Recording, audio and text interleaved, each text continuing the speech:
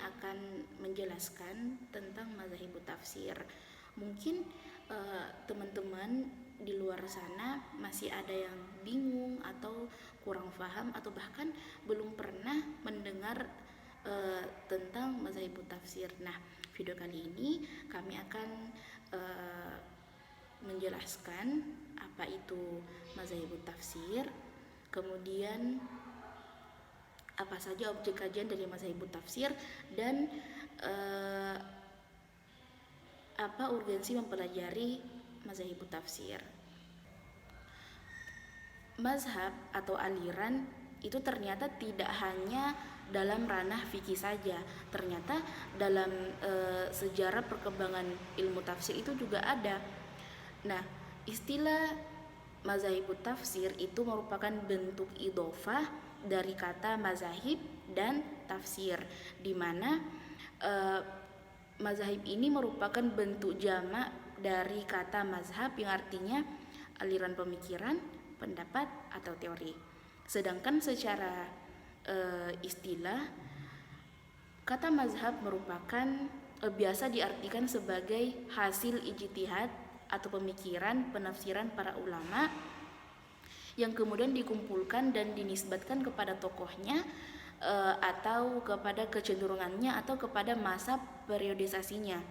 Sedangkan kata tafsir itu merupakan bentuk masdar dari asal kata fassaro yang artinya pemahaman atau penjelasan. Nah, dilihat dari pengertian secara bahasa, maka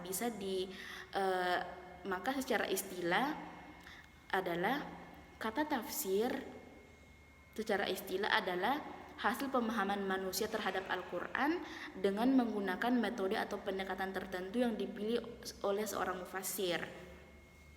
Nah, hal ini kemudian dikenal dengan melahirkan suatu istilah yang oleh para ulama itu dikenal sebagai mazhabut tafsir atau aliran-aliran tafsir atau mazhab-mazhab dalam menafsirkan Al-Quran.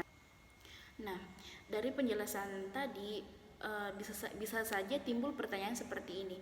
Apa yang menyebabkan atau yang melatar belakangi adanya mazhabut tafsir ini? Nah, adapun yang melatar belakangi mazhabut tafsir ini adalah itu karena adanya perbedaan-perbedaan penafsiran terhadap Al-Quran. Contoh, ada yang menafsirkan Al-Quran itu menggunakan pendekatan sains, kemudian ada juga yang menggunakan pendekatan filsafat, tasawuf, fikih, dan lain sebagainya. Nah, dari hasil pendekatan tersebut itu akan menghasilkan sebuah corak penafsiran. Contohnya, ketika seorang mufassir ingin menafsirkan Al-Quran menggunakan pendekatan sains, maka hasil dari pendekatan tersebut itu akan melahirkan sebuah corak penafsiran yang disebut dengan corak tafsir ilmi. Begitu juga dengan ketika seorang mufassir ingin menafsirkan Al-Quran menggunakan pendekatan filsafat, maka hasil pendekatan tersebut itu akan melahirkan sebuah corak tafsir yang disebut dengan tafsir falsafi. Begitupun seterusnya. Nah, dari perbedaan-perbedaan tersebut, para ulama mufassir itu mengumpulkan semua perbedaan-perbedaan tersebut kemudian disatukan dan jadilah sebuah disiplin ilmu yang disebut dengan mazhabut tafsir, seperti itu.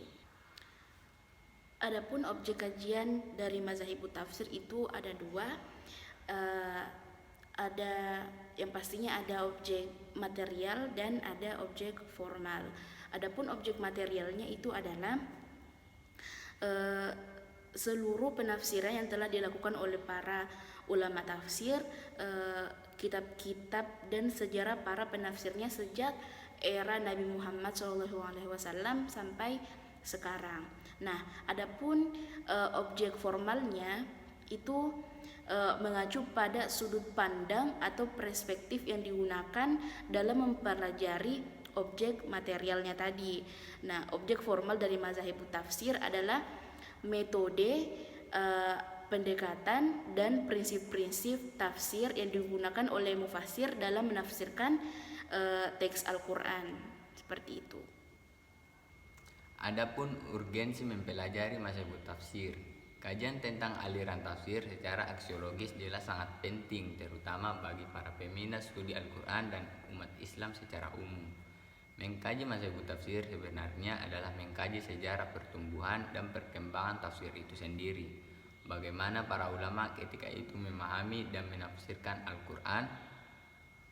Betapa pentingnya umat Islam untuk mengetahui sejarah, apalagi sejarah yang terkait dengan bagaimana generasi masa lalu hingga sekarang mengkaji dan memahami Al-Quran. Secara umum, dengan mempelajari mazhab tafsir, kita akan banyak memperoleh informasi yang utuh tentang berbagai dinamika perkembangan tafsir, yang syarat dengan berbagai ragam corak, metode, pendekatan, dan kecenderungan. Secara khusus, arti penting kajian terhadap mazhab tafsir adalah untuk 1. Membuka wawasan dan menumbuhkan sikap toleran. Mempelajari berbagai corak penafsiran membuat seseorang lebih terbuka dan luas wawasannya. Ini menumbuhkan sikap tasamuh terhadap berbagai varian penafsiran yang didukung argumentasi akurat. Yang kedua, mengembangkan kesadaran pluralisme. Memahami corak dan aliran tafsir menekankan pentingnya pluralitas, yaitu adanya beragam penafsiran.